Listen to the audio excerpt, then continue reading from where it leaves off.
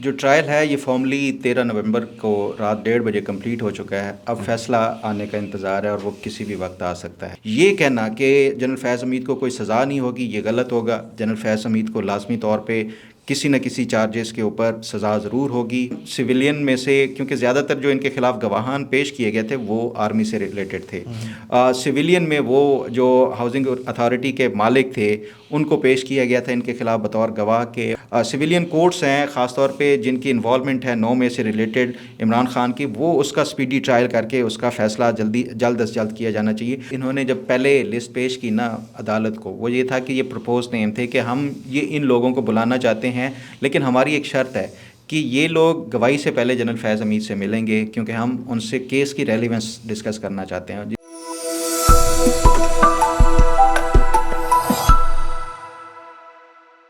ناظرین، V news exclusive میں ایک بہت امپورٹنٹ انٹرویو آپ کے لیے لے کے آئے ہیں.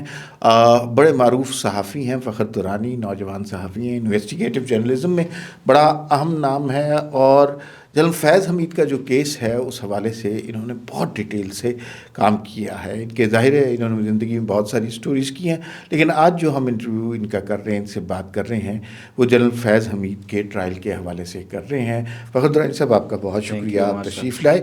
اچھا بتائیے، اس اسٹیج پہ کیا ٹرائل ختم ہو چکا ہے؟ تفتیش ختم ہو چکی؟ کس اسٹیج پہ ہے معاملہ؟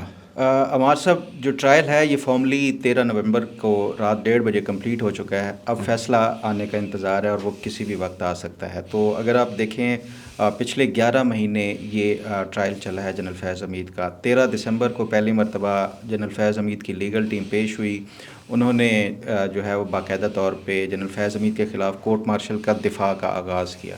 تو 13 دسمبر 2024 سے لے کے 13 نومبر 2025 تک یہ 11 مہینے بنتے ہیں. اس دوران یہ ایک بڑا پاکستان کی جو آرمی کا جو ایک تاریخ ہے، کورٹ مارشل جتنے بھی افسران کے ماضی میں ہوئے ہیں، یہ سب سے لمبا فیصلہ جو ایک مقدمہ تھا جو چلا ہے 11 مہینے تک، اور فارملی اب کنکلوڈ ہو چکا ہے. اس لیول کے کسی آفیسر کا کورٹ مارشل ماضی میں ہوا؟ دیکھیں، لیفٹیننٹ جنرل رینک کے آفیسرز کا کورٹ مارشل ہوا ہے، اور ان سے کہیں زیادہ سخت چارجز کے اوپر کورٹ مارشل ہوا ہے. اگر ریسنٹ موسٹ میں اگر ہم دیکھیں تو جنرل باجوہ کے دور میں ایک کورٹ مارشل بڑا مشہور زمانہ ہوا تھا. وہ جنرل جاوید اقبال تھے، لیفٹیننٹ جنرل تھے. ان کے اوپر اس سے کہیں زیادہ سخت چارجز تھے، اور وہ چارجز تھے اسپیوناج کے، یعنی جو سیکرٹ ڈاکیومنٹس تھے وہ دشمن ملک یا کسی بیرون ملک کے جو ایجنسیز ہیں ان کے ساتھ شیئر کیے گئے تھے.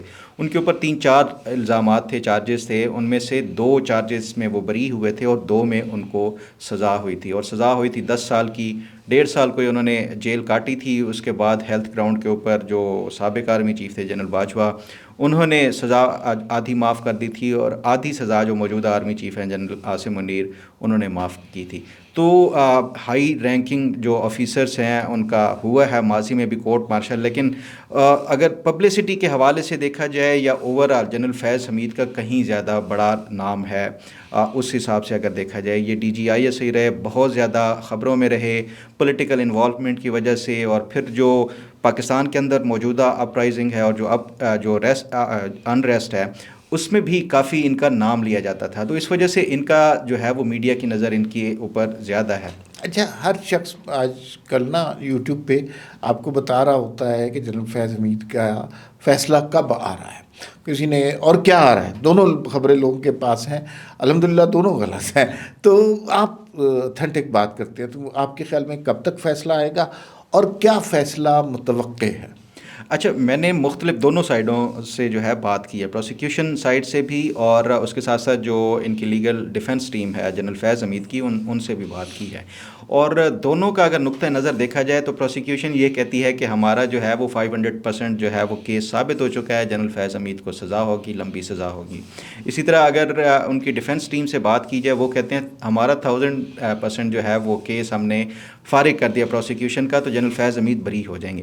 لیکن جو فیکٹس ہیں جو ڈسکس کیا گیا ہے، 11 مہینے آپ ایک کیس چلا ہے، بڑا ہائی پروفائل کیس تھا. ایسے نہیں ہے کہ یہ کسی کے خلاف الزامات لگا کے کیس چلایا گیا ہو. تو کچھ نہ کچھ اس میں سبسٹینس ہے، کچھ نہ کچھ اس میں ایسی چیزیں ہیں جس کی بنیاد کے اوپر یہ کہنا کہ جنرل فیض حمید کو کوئی سزا نہیں ہوگی یہ غلط ہوگا. جنرل فیض حمید کو لازمی طور پہ کسی نہ کسی چارجز کے اوپر سزا ضرور ہوگی. وہ کیا ہوگی وہ جج بہتر بتا سکتے ہیں جو 3 ججز کا پینل ہے. لیکن مختلف لوگوں سے جو بات ہوئی ہے وہ یہ ایک اسیس کر رہے ہیں کہ آرمی کے اندر جو ایک سخت سزا کنسیڈر کی جاتی ہے نا وہ جیل ٹرم نہیں ہے کہ ان کو 10 سال سزا دی جائے گی، جیل میں رکھا جائے گا یا کچھ بھی. آرمی آفیسر کے لیے جو سب سے سخت سزا ہوتی ہے وہ ان کے رینکس اور ان کو واپس لے لینا. تو یہ بھی ایک پاسبلٹی ہے جنرل فیض حمید سے ان کے جو رینک ہیں وہ واپس لے لیے جائیں، ان سے مراعات، ان کی پینشن، ان کے باقی جو پرکس اینڈ پریولیجز تھے وہ واپس لیے جا سکتے ہیں. یعنی جنرل فیض حمید وہ ایک لیفٹیننٹ جنرل سے وہ ایک بالکل عام آدمی وہ بن جائے تو اس کی پوری زندگی کی جمع پونجی، وہ کمائی، وہ نام، سب کچھ جو ہے وہ خاک میں مل جائے گا. یہ زیادہ جو سخت سزا ہے ایز کمپیئر ٹو ان کو 7 سال سزا دی جائے یا عمر قید سزا دی جائے. یہ ایک تو سزا کے حوالے سے یہ ایک مختلف جو پرسپیکٹیو تھے وہ میں نے دونوں آپ کے سامنے رکھ دی ہیں. دوسری بات یہ ہے کہ ان کا فیصلہ کب تک متوقع ہے. دیکھیں جو فیلڈ جنرل کورٹ مارشل کا جو یہ ہوتا ہے نا پروسیس ہوتا ہے، اس میں جب یہ فائنل کنکلوژن اور یہ ہو جاتی ہے تو اس کے بعد یہ فیصلہ جاتا ہے جیک برانچ کے پاس. جیک برانچ اس کی نوک پلک کرتی ہے کہ اس میں جو لیگل، کیونکہ جو ججز بیٹھے ہیں وہ میجر جنرل رینک کے ہیں، ان کا کوئی لیگل بیک گراؤنڈ نہیں ہے کہ یہ کون سے آرمی ایکٹ کے سیکشن فلاں سیکشن کے تحت ان کو سزا، یہ سارا کام کرتی ہے جیک برانچ. وہ کوئی 5 سے 7 دن اس پہ لگتے ہیں، یہ آفیشلی مطلب یہ اس پہ ہے.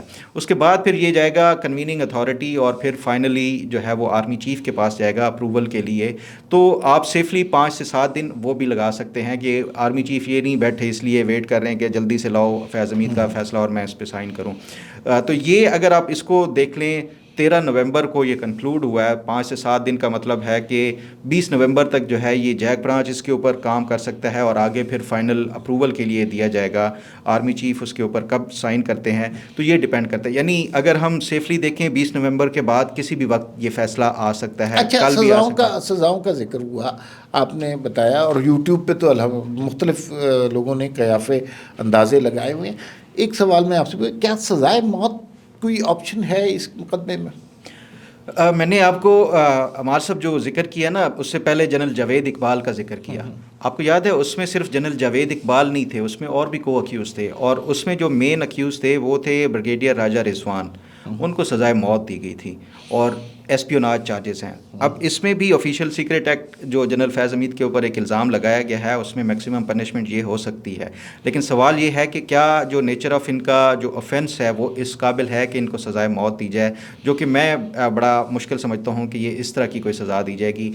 ایک ایگزامپلری جو آپ پنشمنٹ دے سکتے ہیں نا فوجی کو وہ وہی ہے کہ ان سے رینک واپس لے لیے جائیں. ایک تو یہ کہ عوام میں سزائے موت دی جائے یا ان کو عمر قید کی، تو وہ جنرل فیض حمید کے لیے دل میں لوگوں کی ہمدردی پیدا ہوگی.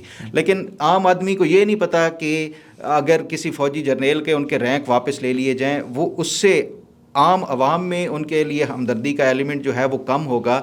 لیکن جو جنرل فیض حمید کو ڈینٹ پڑے گا یا پھر آرمی کے لوگوں کو ڈینٹ پڑے گا کہ وہ لوگ جو کہ جنرل فیض حمید سے کچھ ہمدردی رکھتے تھے یا فیوچر کے لیے ایک ڈیٹیرنس کے طور کے اوپر کام ہو سکتا ہے، وہ یہ ان کے رینک واپس لینا، اس کو فوجی ٹرم میں کہتے ہیں سکا کرنا، یعنی اس کے سارا جو ہے وہ مراعات وہ رینکس واپس لے لیے جائیں. تو میرے نزدیک جو ہے یہ زیادہ ان کے جو ہے وہ چانسز. اچھا، اس میں ہم نے جب آپ نے بتایا کہ، اور آپ کے ویلاگ میں بھی ہم نے بہت غور سے سنا، ناظرین آپ سے درخواست ہے کہ فخر درانی کا چینل سبسکرائب بھی کریں اور ان کے ویلاگ بھی سنا کریں، بڑی سالڈ انفارمیشن ہوتی ہے. ٹاپ سٹی کا بھی ذکر ہوتا ہے. کرپشن اس میں کتنا بڑا ایلیگیشن ہے out of all the 3 allegations جن کا انہیں سامنا کرنا؟ بالکل، کرپشن کے ان کے اوپر بہت سخت الزامات لگائے گئے. دیکھیں جو اگر ہم دیکھیں جو 6 دسمبر کی ISPR کی پریس ریلیز تھی جس میں ان کی چارج شیٹ شیئر کی گئی تھی، اس میں 3 الزامات تھے. ایک تو یہ تھا کہ آفیشیل سیکرٹ ایکٹ کہ وہ ڈاکیومنٹ جو اپنے پاس رکھنے کے مجاز نہیں تھے یہ سارا انہوں نے اپنے پاس رکھا ہوا تھا، وہ ایک الزام تھا کہ آفیشیل سیکرٹ ایکٹ کی انہوں نے خلاف ورزی کی ہے. دوسرا یہ کہ ان کی پولیٹیکل انوالومنٹ تھی، مختلف سیاستدانوں سے مل رہے تھے ریٹائرمنٹ کے بعد، جو کہ ان کو روکا گیا نہیں باز ہے، اور اس کے بعد یہ فیصلہ کیا گیا تھا کہ ان کے خلاف کارروائی کرنی ہے. اور تیسرا الزام تھا ان کے اوپر ٹاپ سٹی ایک ہاؤسنگ سوسائٹی ہے اسلام آباد کے بالکل آؤٹسکرٹس میں، ان کے کہ یہ ان کے گھر میں ان کے مالک کے انہوں نے ریڈ کیا، اپنی جو مس یوز آف اتھارٹی کی ہے، ان کے گھر سے کچھ سامان اٹھایا. یہ جو ان کے اوپر کرپشن کے کچھ اس طرح کے الزامات تھے. اس پہ یہ معاملہ پہلے اٹھایا گیا تھا جب general Qamar Javed Bajwa army chief تھے، اور اس کے ساتھ ساتھ سپریم کورٹ میں یہ معاملہ گیا تھا. سپریم کورٹ میں اس ٹائم جو چیف جسٹس تھے وہ وہ جسٹس ثاقب نثار تھے، اور جسٹس ثاقب نثار اور اس ٹائم جو جنرل فیض حمید کا ایک بڑا ہی خوبصورت ٹرائکا تھا عمران خان کے ساتھ مل کے، تو وہ کیس جیسے ہی سپریم کورٹ میں داخل ہوا وہ داخل دفتر کر دیا گیا، یعنی اس کو دبا دیا گیا۔ اس کے بعد کیونکہ آرمی جو ہے اٹ سیلف جو ہے ان کے پاس وہ 184(3) والے وہ نہیں ہے کہ وہ خود سے کوئی ان کے خلاف تحقیقات کرتے انلیس کوئی کمپلینٹ نہ آتی۔ پھر اس کے بعد دوبارہ جب یہ ثاقب نثار کا دور چلا گیا، عمران خان کا دور چلا گیا، نئے جو چیف جسٹس ہے قاضی فائز عیسیٰ، یہ سپریم کورٹ میں پھر وہی کرپشن والے الزامات کے اوپر ان کے خلاف ایک پٹیشن دائر کی گئی۔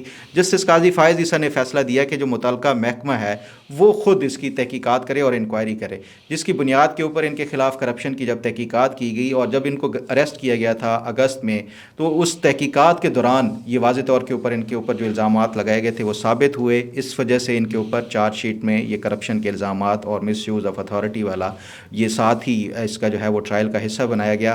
اب اس میں جو ہے وہ مس یوز آف اتھارٹی اور جو کرپشن کے حوالے سے جب یہ ان سے پروسیکیوٹ کیا گیا تو اس ٹائم سویلین میں سے، کیونکہ زیادہ تر جو ان کے خلاف گواہان پیش کیے گئے تھے وہ آرمی سے ریلیٹڈ تھے، سویلین میں وہ جو ہاؤسنگ اتھارٹی کے مالک تھے ان کو پیش کیا گیا تھا ان کے خلاف بطور گواہ کے، اور ساتھ ہی ان کی ہاؤسنگ سوسائٹی کے کوئی متعلقہ جو حکام تھے وہ بھی پیش کیے گئے، اور ایک بریگیڈیئر تھے جو کہ اس ہاؤسنگ سوسائٹی کے مالک کے رشتہ دار ہیں، جنہوں نے پہلے ہی مرتبہ جا کے اس ٹائم کے جو آرمی چیف تھے ان کو جا کے شکایت لگائی تھی، تو وہ بھی بطور گواہ ان کے خلاف پیش ہوئے کہ کس طرح سے انہوں نے کرپشن کی اور لوٹ مار کی ہے۔ اچھا، یہ کرپشن کی کہانی ہوگی۔ کچھ لوگ کہتے ہیں کہ اگر انہیں، جیسے آپ نے پہلے ایک جنرل صاحب کا ذکر کیا، انہیں 10 سال کی سزا ہوئی، 10 سال کی سزا از ناٹ پنشمنٹ انف، اس لیے کہ 10 سال ایکچولی 5 سال ہوتے ہیں۔ 5 سال کے بعد پھر کبھی کوئی شخص اس میں، کبھی صدر مملکت پارڈن کر دیتے ہیں، کبھی کسی اور افسر کے پاس جاتے ہیں، وہ تو سال 1.5 سال کے بعد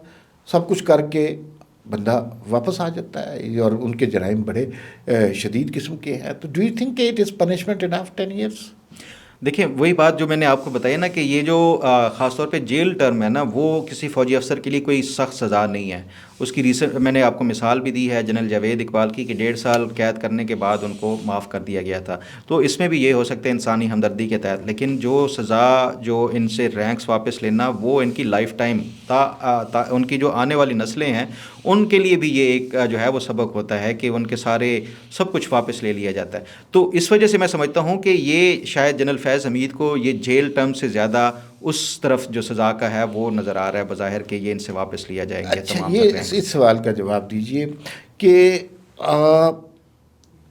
ان کو سزا اگر ہوتی ہے، اور یہ اٹس اے پولیٹیکل کویسچن، ان کا عمران خان کی صورتحال پہ کیا اثر پڑے گا؟ دونوں صورتوں میں سزا نہیں ہوتی تو عمران خان کی صورتحال پہ کیا اثر پڑے گا، ان کی سزاؤں پہ، ان کے مقدمات پر، اور دوسری صورت میں بھی اگر سزا ہو جاتی ہے؟ بڑا اچھا ہے۔ دیکھیں جو پولیٹیکلی اگر ہم دیکھیں نا تو یہ دونوں ایک دوسرے سے جڑے ہوئے ہیں، کیونکہ جو ان کو پکڑنے کا فیصلہ کیا گیا تھا اور کیس چلانے کا فیصلہ کیا گیا تھا وہ اسی وجہ سے تھا کہ ان کی عمران خان کی جو جماعت ہے پاکستان تحریک انصاف، ان کے ساتھ بہت زیادہ روابط تھے، اور ان کنیکشنز کی وجہ سے اور پولیٹیکل جو ان کی انوالومنٹ تھی اس کی وجہ سے ہی ان کو گرفتار کیا گیا تھا۔ اب اس میں شروع میں جب یہ باتیں ہوتی تھی ان کی گرفتاری کے اور جب تحقیقات کا پروسیس چل رہا تھا تو یہ کہا جا رہا تھا کہ یہ شاید 9 مئی سے ریلیٹڈ جو مقدمات ہیں اس میں بھی ان کی کوئی انوالومنٹ ہے، اس وجہ سے یہ ان کو پکڑا گیا ہے۔ لیکن پھر جب ہم نے دیکھا جو دسمبر میں ان کے خلاف چارج شیٹ ہوئی تھی اس میں 9 مئی کا ذکر نہیں تھا چارج شیٹ میں ایٹ لیسٹ، لیکن ساتھ ہی پریس ریلیز میں یہ کہا گیا تھا کہ 9 مئی سے ریلیٹڈ ان کی انوالومنٹ پہ علیحدہ سے ہم تحقیقات کر رہے ہیں۔ اب سوال یہ ہے کہ جو 9 مئی کی کیا اس پورے کورٹ مارشل کی پروسیڈنگ کے دوران کوئی ذکر ہوا، کوئی ان کو ٹرائل کے دوران یہ ان چارجز کا بھی سامنا کرنا پڑا یا نہیں کرنا پڑا؟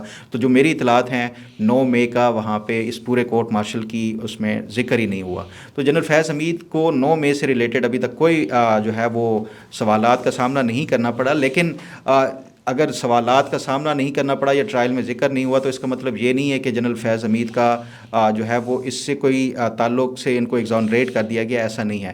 تو دونوں صورتوں میں عمران خان کے اوپر بالکل اثر پڑے گا، کیونکہ جو جنرل فیض حمید کو جو بھی سزا ہونی ہے اس کے بعد آپ کو علم میں ہونا چاہیے کہ 9 مئی سے ریلیٹڈ جتنے بھی مقدمات ہیں وہ بھی تقریباً کنکلوڈ ہونے جا رہے ہیں۔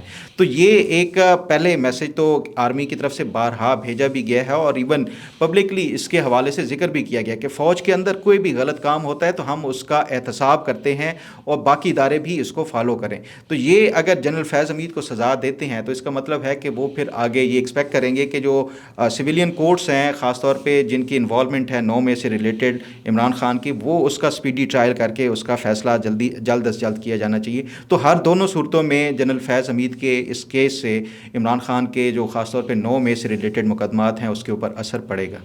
ٹھیک ہے.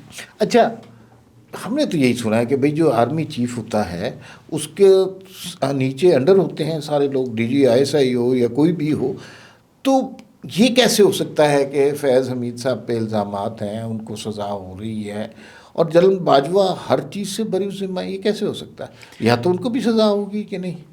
بالکل بھی نہیں ہوگی. اس کی وجہ یہ ہے کہ دیکھیں جو ISI کی جو تعیناتی اور خاص طور پہ بطور DG ISI جو ہے وہ کام کرتا ہے, یہ ضرور ہے کہ وہ آرمی سے آتا ہے, لیکن جو تمام تر وہ جواب دہ ہوتا ہے وہ پرائم منسٹر کو ہوتا ہے, کیونکہ اگر قانون کے تحت دیکھا جائے ISI اب بھی وزیر اعظم کے ماتحت کام کرتی ہے. تو اس وجہ سے اگر ہم آفیشلی دیکھیں یا پھر کاغذی طور کے اوپر دیکھیں تو اس میں آرمی چیف کسی طرح بھی ذمہ دار نہیں ہوتا, پہلی بات.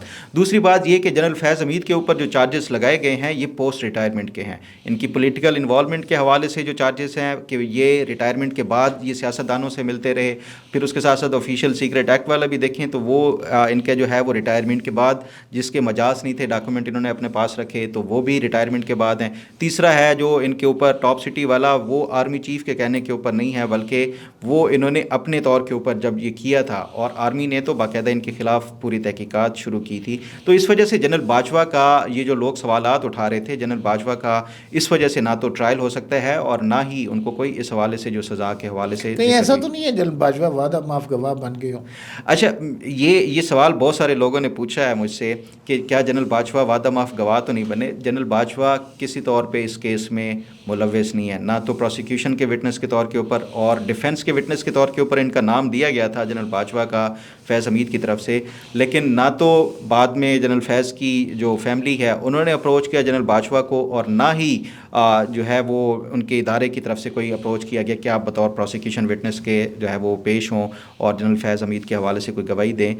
ایک جو چیز امپورٹنٹ ہے کہ اگر جنرل باجوہ پیش ہوتے تو وہ ڈیفینیٹلی میرا خیال ہے وہ جنرل فیض حمید کے خلاف جاتی ان کی جو گواہی ہے, وہ اس لیے کہ جو دو ان کی پوسٹ ریٹائرمنٹ ایکٹیویٹیز اور جس کے اوپر الزامات ہیں وہ تو ویسے ہی ارریلیونٹ ہیں. تیسری تھی جو ٹاپ سٹی والی جو اس دور میں ہوئی جب جنرل باجوہ آرمی چیف تھے, تو جنرل باجوہ اگر یہ جا کے کورٹ میں یہ کہہ دیں کہ میرے تو حکم کے اوپر یہ نہیں کیا گیا, یہ اس نے جو کچھ کیا یہ خود کیا, اپنی مرضی سے کیا ہے, تو اس کے اوپر یہ فیض حمید کے اوپر مہر ثابت ہو جاتی. تو اس وجہ سے میرا خیال ہے کہ یہ بعد میں ان کی لیگل ٹیم کی طرف سے یہ فیصلہ کیا گیا کہ ان کو نہیں بلانا چاہیے. تو جنرل باجوہ کا کوئی کردار فی الحال اس فیض حمید کے کیس میں کسی طور کے اوپر سامنے نہیں آیا. آپ نے اپنے ویلاگ میں بتایا کہ 90 افراد کا نام دیا گیا ڈیفنس کے لیے, پھر اس میں سے 40 لوگ رہ گئے, پھر اس میں سے ایکچولی 3 لوگ ملے. اس میں آپ نے بتایا کہ وزیر اعظم بھی 2 تھے, 2 سابق DG ISI بھی تھے اور